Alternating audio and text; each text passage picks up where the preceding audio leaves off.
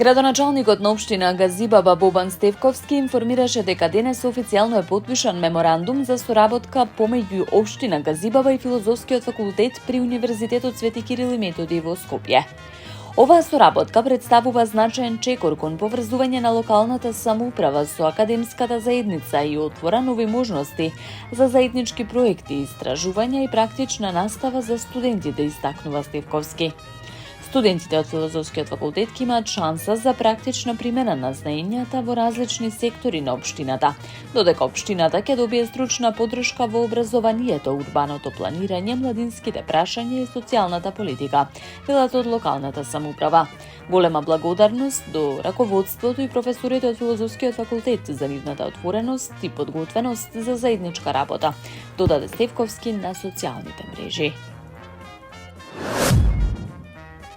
Јавното предпријатие Паркинзи на општина Центар во соработка со сообраќајната полиција Скопје со помош на специјалните возила Пајак санкционирале 100 непрописно паркирани возила, кои го попречувале нормалното и безбедно одвивање на сообраќајот. Јавното предпријатие Паркинзи на општина Центар и општина Центар секојдневно водат грижа за да го доведат во ред сообраќајниот хаос, настанат од непрописно паркираните возила на територија на општина Центар. Подсетуваме на почитување на сообраќајните правила од страна на секој учесник во сообраќајот, со цел одржување на ред и безбедност на улиците, велат надлежните.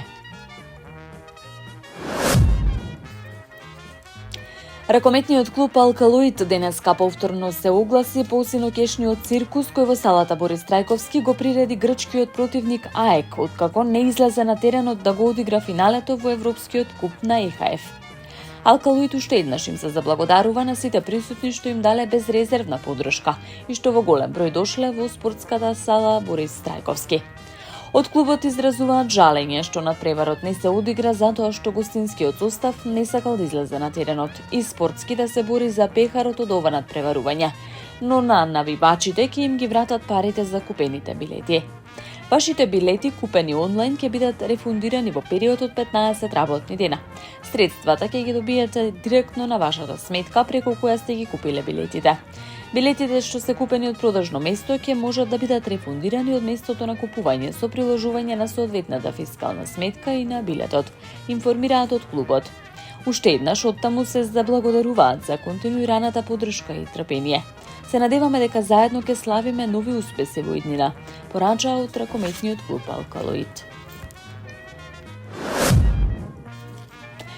Во амфитеатарот на општина Ѓорче Петров за прв пат се одржа Екоквиз 2025. Надпревар посветен на еколошкото образование и зголемување на свеста кај најмладите за значењето на заштитата на животната средина.